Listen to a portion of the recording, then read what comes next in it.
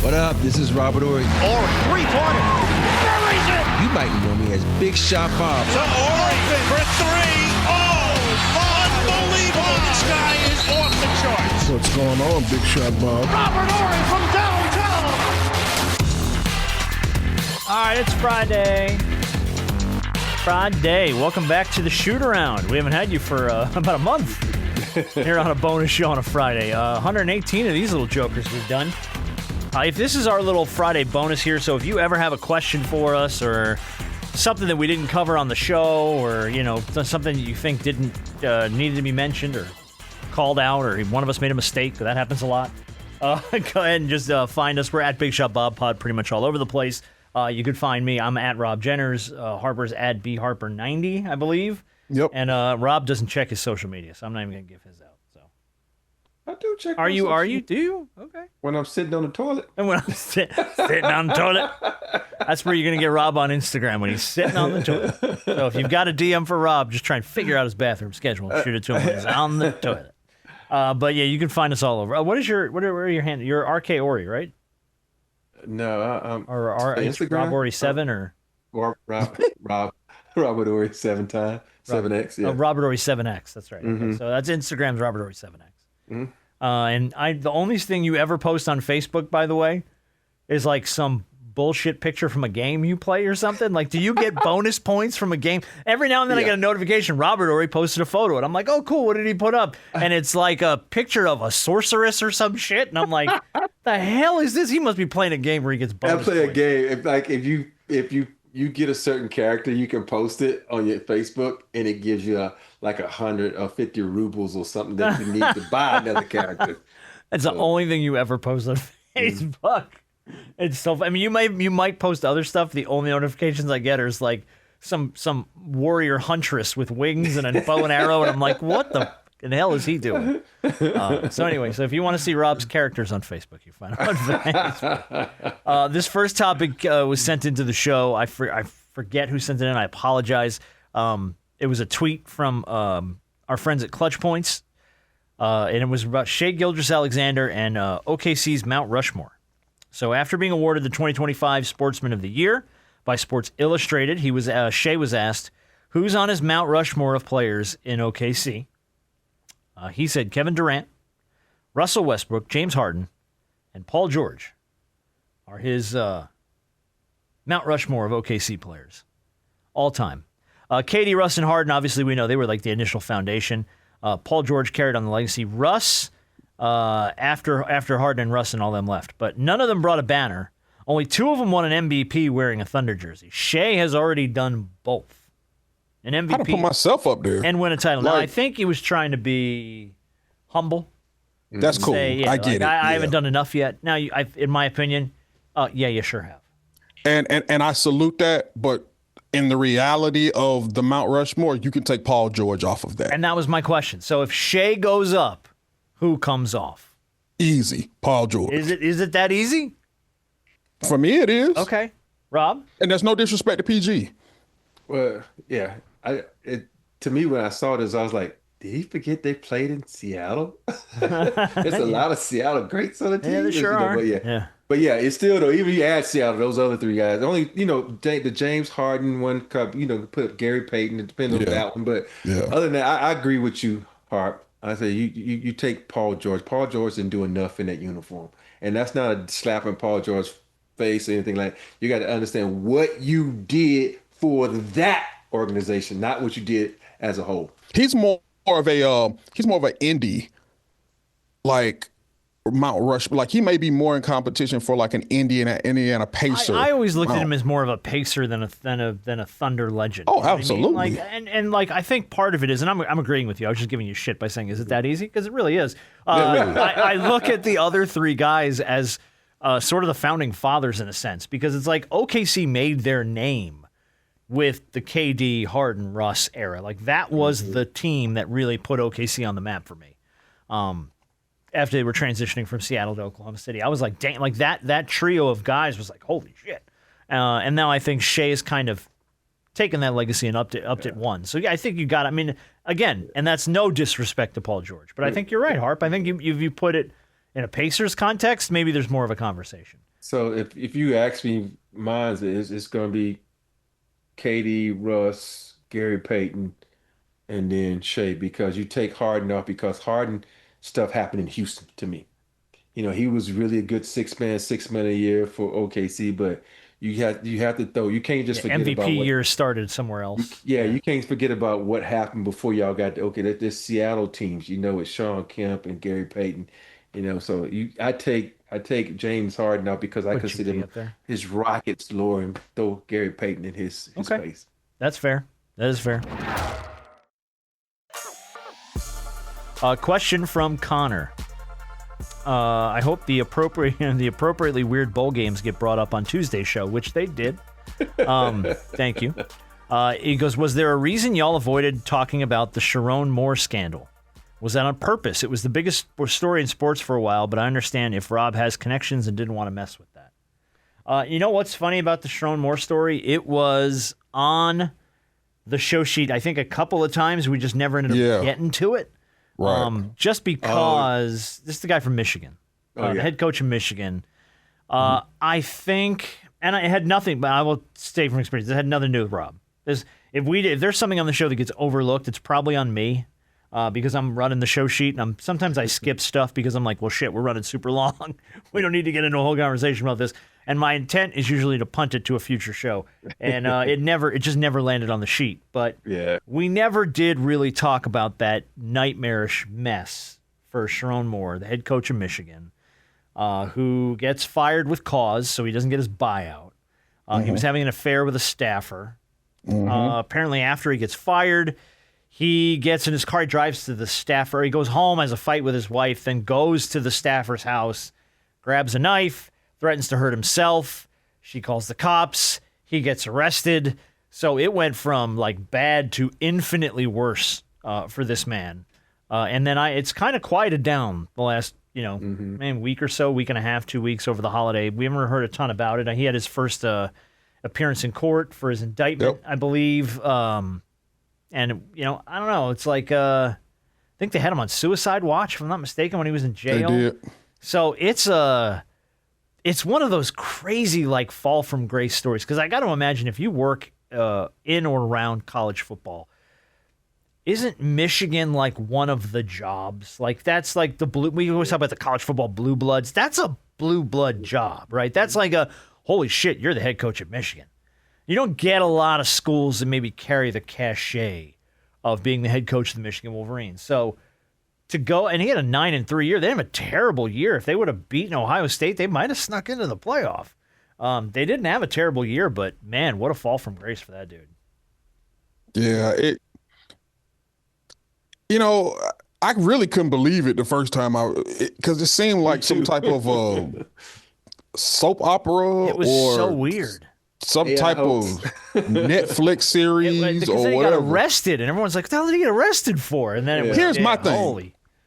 This is one of the parts of. I mean, the whole thing is absolutely ridiculous. It's batshit crazy. Yeah. One of the particular things that was stated was having Plan Bs delivered to the office. Oh yeah, that was on campus by what was it, an Uber Eats or something, or a DoorDash? Yeah, and that's how they caught him.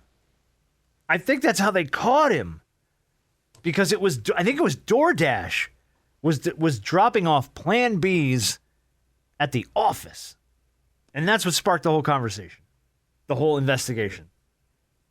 I didn't look at it enough to really care about it because I just think about at the end of the day, you have those clauses, moral clauses in your contract, and you know this, and people are grown. People are going to do what they want to do, and he chose to have an affair, which is not right, and so I try to stay out of that stuff because grown people are going to do what they want to do, and some people want to point the finger at the man, some people want to point the finger at the woman. I say point the finger at both of them because they both knew the job was dangerous when they took it. So don't get mad or take sides with anybody. Don't take sides. The only person that you should take the side of is the person who got cheated on.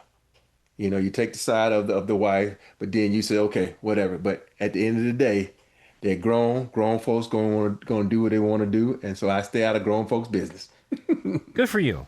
Yeah, I always get I feel very, for lack of a better term, icky talking about these stories, because it's always like it's fun from the sense of you're talking about it. If it was like a story on a TV show, like you said, we would be like, oh my God, can you believe this happened? This is these are people's lives. You know what I mean? And whether or not this girl that was involved in this affair was the wrong or right thing, like, her life is flushed. You know what I mean? Like, she loses her job. She has to now live with the fact that this guy came to her house and held a knife and all this stuff like that, and his life is completely flushed. And you forget, to Rob's point, you forget about his wife and his kids. They have to now live with this forever. So it's like a lot of people's lives got just torched in this thing. And was he in the wrong 100%? Was he God, how many times have we heard it in our lives? You don't shit where you eat. How many times has someone said that to you? Now, meanwhile, I met my wife. I met my wife at work, so I'm not like I violated the rule blatantly, but it worked out. It's very hard to look at it from an outsider's perspective, and it's very easy to shit on it, but it's very hard to have empathy for these people sometimes. And I think you have to. And it's also easy to comment on the situation when you don't know what's going on in the relationship. You know, this for instance. Yeah, he might be on the outs with the wife. Who knows? Yeah, you know what I mean, it's a lot of things that we don't know. It's like, and I hate when people who like to throw stones and make comments when they don't know what's going on in that relationship. You know, he could have been living with his wife, and they could have been sleeping in separate rooms for the last year, and they only in it for the kids. We don't know. So don't get up in people's business and try to act like you know everything. You know, so I stay out of grown folks' business, and I really hate when people comment on grown folks' business when they don't have no reason to comment. Like they say, stay in your lane, dog. Yeah. I do agree with that. Because you don't know the ins and outs of their relationship. But I will say, with him being a public figure, and him being a head coach of a prominent program, he has to be very, very careful about how he can not only conducts things in the office and with the kids and everything like that, but how, when it comes to you dealing with things with your marriage, and now you're having the school intertwined into it, because now your personal business becomes school business. Having plan Bs delivered to your office on campus is no longer personal business. It is school business. That's as dumb as it gets, though. And you're interfering with school policy by having a relationship with a I don't know what their policy is, but you're having an affair with an assistant. Well, and now let me frame it this way. Again, we're outside looking in. We don't know a lot of the situation here, but this is his dream job. I would imagine, right? Like if you're related to Michigan football and you now are the head coach of Michigan football, there's nowhere else to go except to be the damn athletic director. He was recommended by Harbaugh to take the job over after he left. Correct. Sometimes I think people get drunk with power.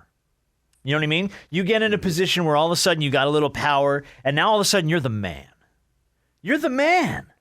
And when you're a professional athlete or a head football coach or a television personality, and all of a sudden your star starts to shine a little brighter, things come with that. You know what I mean? Opportunities present themselves that maybe otherwise wouldn't.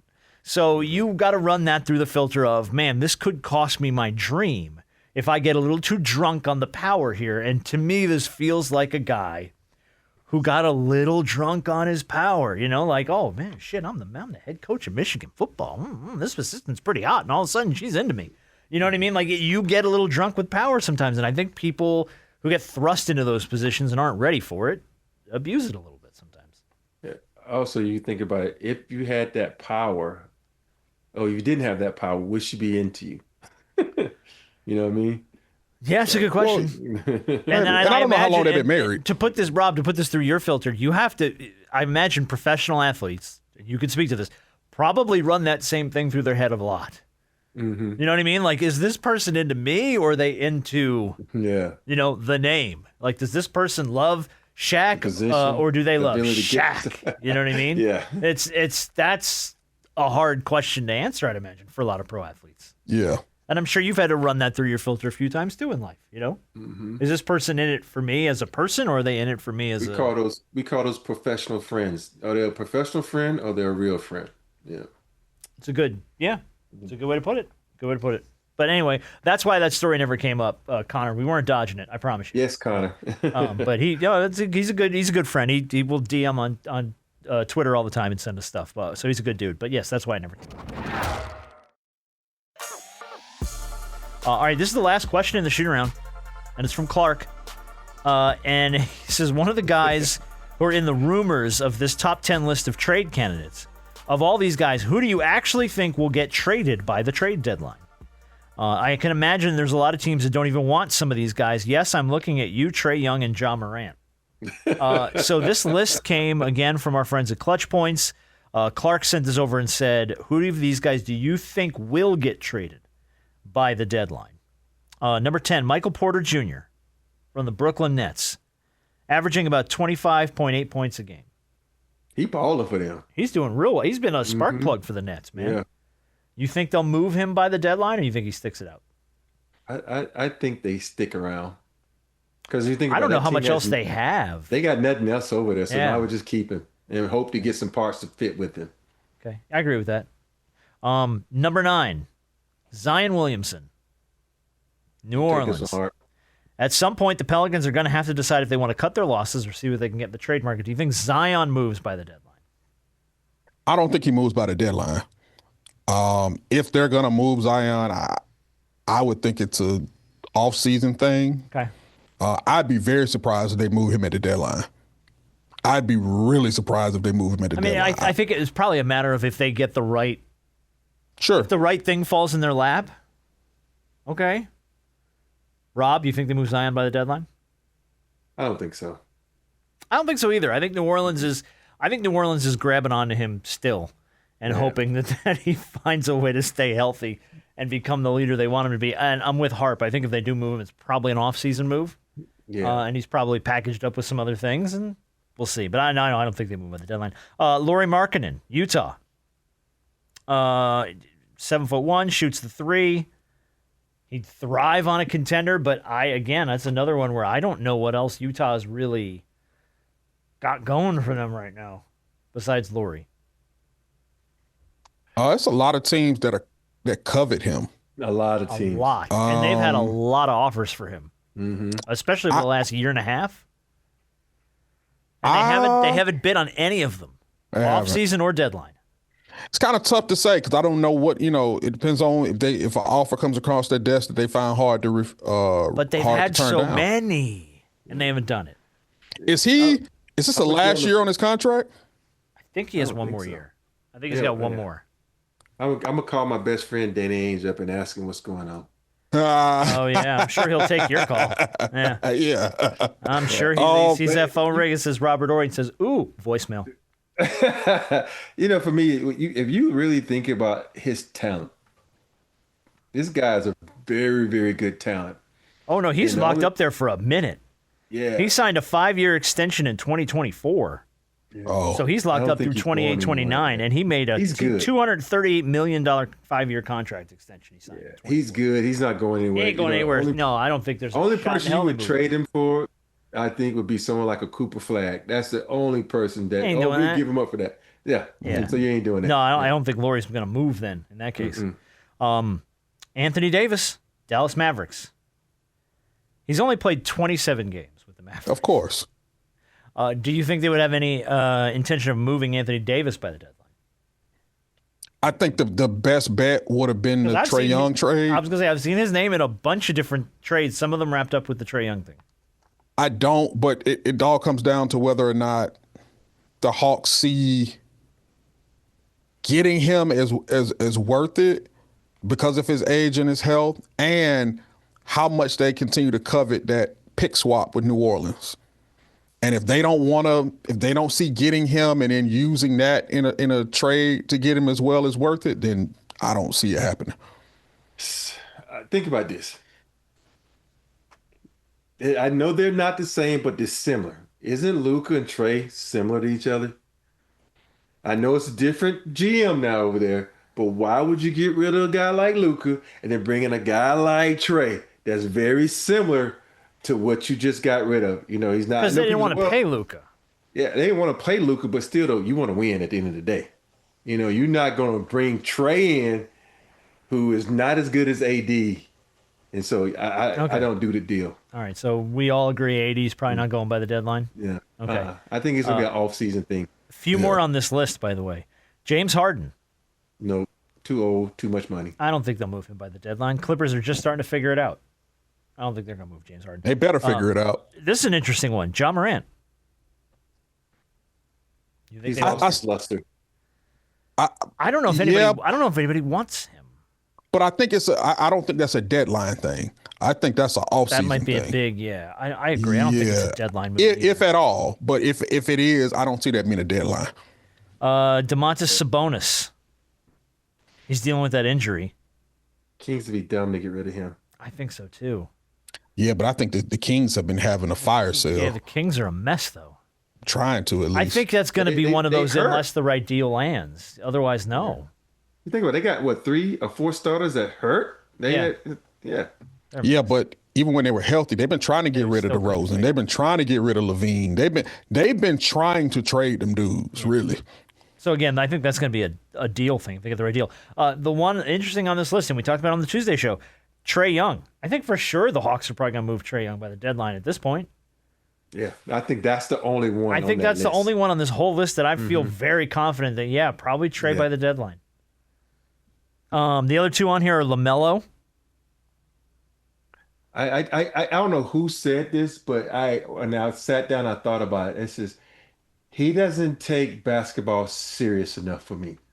I think you're right. I don't remember who said that, but I remember seeing it too. Yeah. I thought about that. I said, yeah, he enjoys playing the game and he loves playing the game, but you gotta get to a point where he reminds me of white chocolate out there.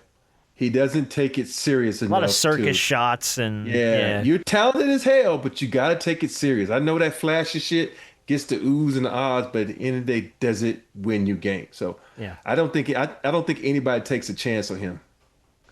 And then the last one on the list, I'm not even going to entertain. It was Giannis. And I don't think there's a shot in hell they move Giannis at the deadline. That's never going to be a deadline move. And you said that about Luke and AD too last year. Well, that's true. Yeah, that's true too. But nobody saw that coming. That came out of nowhere. But no, Giannis is going to be a huge offseason splash. Because they're going to let the market open for him. They're not going to force anything at the deadline. They're going to be like, all right, season's over. We are now accepting all offers for Giannis. Let's go. And Milwaukee's just going to set the table and see what comes through. So the only and really to me, the only trade that I'm willing to make, well, one of the few that I'm willing to make with Trae and that pick swap with New Orleans is if I can get Giannis. No. Of course you're gonna say that from a Hawks standpoint, sure. Yeah. But I mean, Michael Jordan out of retirement for a few games, you know. But I mean, it's not just Trae. I mean, it's other things as well. It's a culmination of things. But when you start looking at this Hawks team and talk about you're trading your star, and you're talking about getting better and shaking some things up. I mean, trade to the Hawks though isn't what Giannis is to the Bucks. First of all, you can be a star. You got somebody got to want your star. That's true. Star might not shine bright where it goes. And I think I think in the offseason he's gonna get traded, and the way he's gonna get traded to is New York. The New York's gonna get rid of Cat and maybe throw somebody else win that trade, and he's gonna end up in New York. Josh Hart maybe or somebody. Mm-hmm. Yeah. She's gonna end up in New York. I think you're right. I've been leaning in that direction for a minute now, and I think too he's spoken publicly about the fact that he wants to play in New York. Yeah. So, I feel like if he goes, he's probably going to go to the Knicks, and the Knicks are going to open up the doors, man. You know where I would love to see him at? And he's going to get hurt, and he's going to miss the whole first season. I'd love to see him with the Clippers, man. Just him and Kawhi team up. Why would you wish that? Don't put that evil on him, Ricky Bobby. Why would you wish that on him? You want to send him to the Clippers? Oh. Hey. Or replace an aging LeBron? Who knows? Mm-hmm. Well, that's different. That's different. Figuring out a way to make him fit in LA with the Lakers is a way different conversation than him landing at the Clippers. I don't see I don't see him playing with Luka. because Giannis likes to cut. Luka don't want you to cut. And it just, I don't see that. Again, I think you're right, though. I think it's New York. I feel like New York, if he goes anywhere, that's where he's going to end up going. Me too. And then Spike Lee can dunk on all of us for the next 10 years. Yeah. With his little hat and his glasses.